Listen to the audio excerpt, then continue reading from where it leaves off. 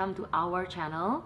Pada kesempatan kali ini saya ingin mengajak kita semua berpikir tentang bagaimana pentingnya anak-anak itu belajar untuk bertanggung jawab atas action atau tingkah lakunya sendiri.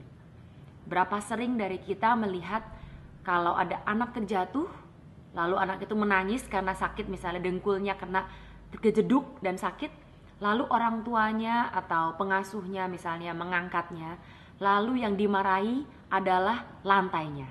Dengan pendekatan seperti ini, anak itu belajar bagaimana segala sesuatu itu terjadi bukan dari dirinya, yaitu selalu kesalahan orang lain atau kesalahan sesuatu yang lain di luar dari dirinya.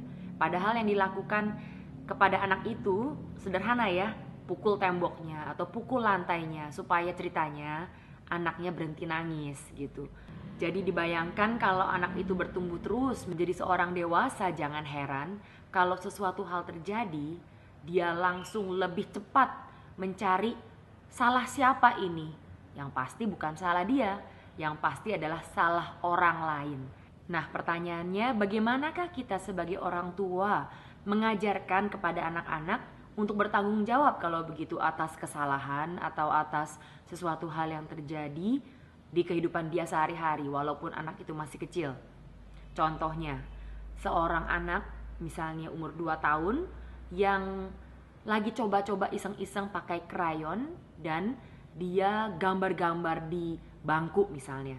Lalu bagaimana kita menghadapi keadaan seperti ini? Satu hal yang kita bisa kerjakan yaitu kita ajak anak itu, kita lihat krayon yang di tangannya, kita ajak ke tempat di mana dia coret-coret dan kita harus tatap matanya, kita jongkok, tingginya kita sama dengan dia, dengan eye level, dan kita bicara dengan tegas bagaimana itu adalah hal yang salah dan dia tidak boleh melakukannya lagi. Lalu dia harus membersihkan coretannya itu.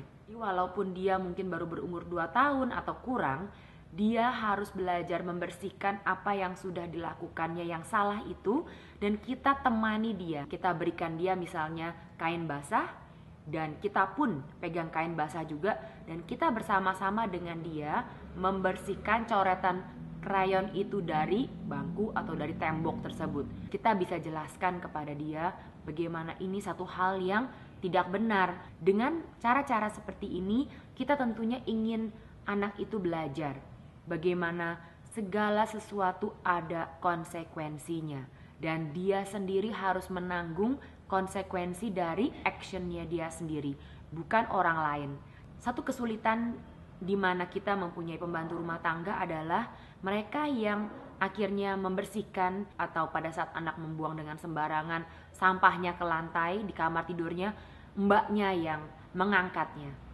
Dalam hal ini walaupun kita misalnya mempunyai pengasuh atau pembantu rumah tangga, kita bisa tetap melihat pada saat anak itu melakukan hal itu, misalnya anak sembarangan aja buang sampah, kita bisa minta dia untuk angkat sampah itu dan buang di tempatnya, yaitu di tong sampah. Penting sekali kita sebagai orang tua menekankan kepada anak-anak bagaimana setiap tingkah laku atau kesalahan di mana ada konsekuensinya, anak itu pun harus belajar menanggungnya. Dari usia kecil kita bisa mengajarkannya kepada mereka. Terima kasih telah menyimak video di our channel. Simak video-video lainnya di channel ini dan juga tentu tulisan-tulisan parenting dan hal-hal lain di oureverydaythings.com, yaitu blog saya.